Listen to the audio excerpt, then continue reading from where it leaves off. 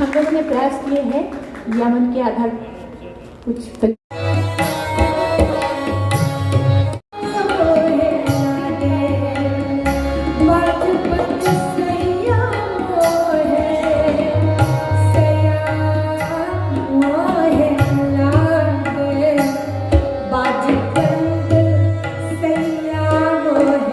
लोकप्रिय गायिका आशा भोसले जी को संगीत के माध्यम से भावपूर्ण श्रद्धांजलि देने हेतु मुंबई के बोरीवली परिसर में गुरुकुल संगीतालय ट्रस्ट द्वारा अद्भुत व अलौकिक राग रसिया शास्त्रीय संगीतोत्सव यादों की आशा स्वरांजलि कार्यक्रम का भव्य आयोजन डॉक्टर देवरंजन गिरी, डॉक्टर श्वेता चक्रवर्ती ने किया था। इस मौके पर भारी संख्या में संगीत प्रेमी एवं स्थानीय लोग उपस्थित थे।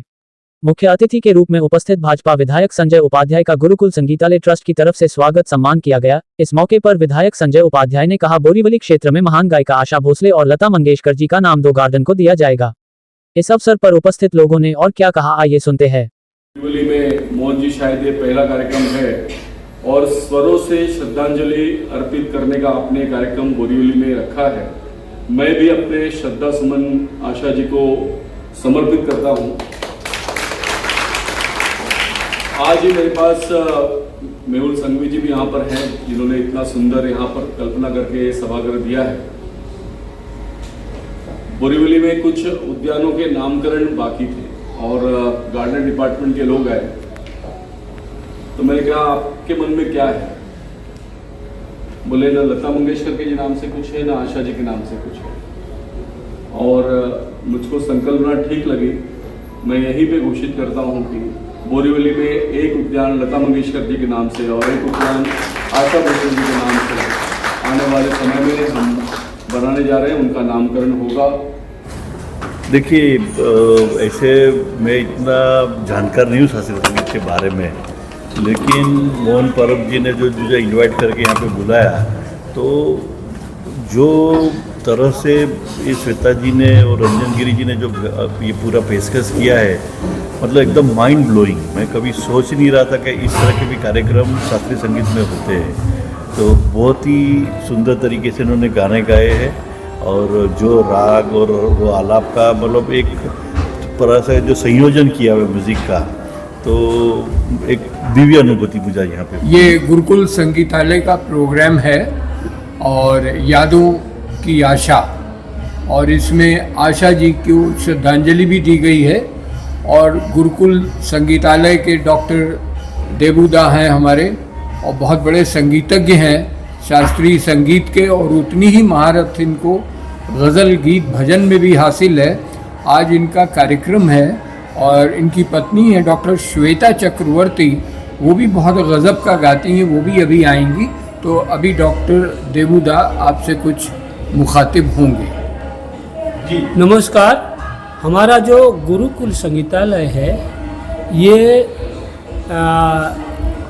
मुंबई में मलाड ईस्ट में ये अखिल भारतीय गांधर्व महाविद्यालय की ओर से ये संस्था जो है विशारद तक की ये सर्टिफिकेट संस्था है। ये यहाँ बच्चों का एग्ज़ाम होता है।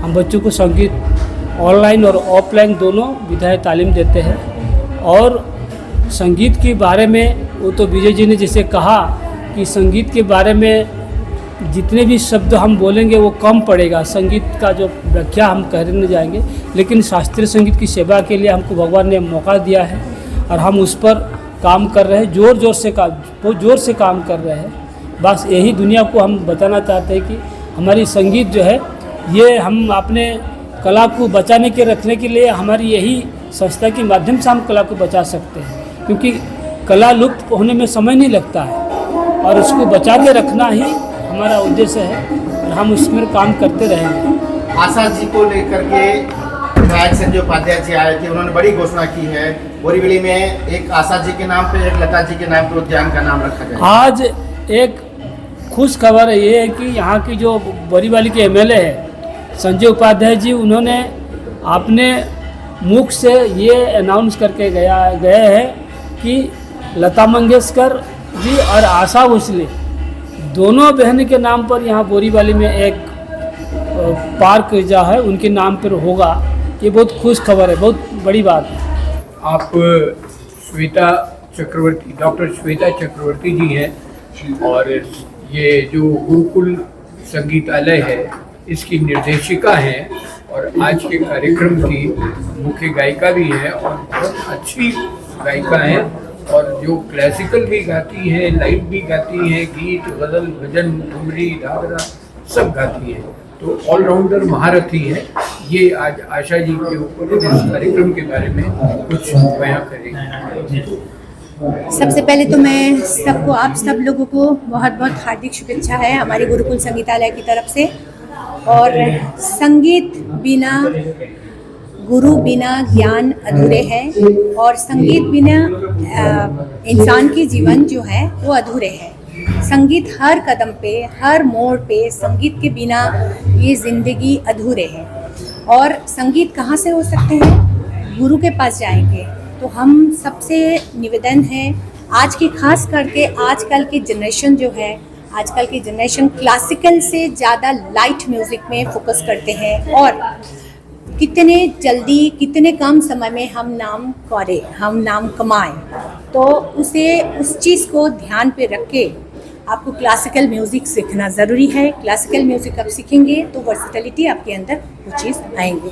तो क्लासिकल म्यूज़िक सीखने के बाद, जैसे आशा जी के बारे में आज हम लोग बता रहे हैं, आशा जी, लता जी क्लासिकल सीख के तभी जाके फिल्मी इंडस्ट्री में ये लोग कदम रखे हैं। और क्लासिकल सीखना बहुत ज़रूरी है। शास्त्रीय संगीत के बिना संगीत अधूरे है। तो शास्त्रीय संगीत सीखना ज़रूरी है। उसके बाद आप उपशास्त्रीय संगीत गाओ, वेस्टर्न म्यूज़िक गाओ। सब सुर तो हमारा वही है, सुर ताल लय सब हमारा वही है, 12 सुर है। और ऑल ओवर वर्ल्ड में आप कहीं पर जाए तो आपको क्लासिकल म्यूज़िक, शास्त्रीय संगीत आपको सीखना पड़ेगा। मैम, अभी आपने अपने भाषण के दौरान कुछ बातें कही कि गुरु बिना ज्ञान नहीं होता। आजकल सब शॉर्टकट में गूगल बाबा को करके म्यूजिक सीखते हैं, तो इस पर क्या युवाओं को संदेश देंगे? देखिए, जब आप कोई सॉन्ग हमें नहीं पता है कौन सी राग में है, हम गूगल सर्च करते हैं। तो गूगल सर्च करने के बाद बहुत सारे गलत, रॉन्ग मैसेज भी है।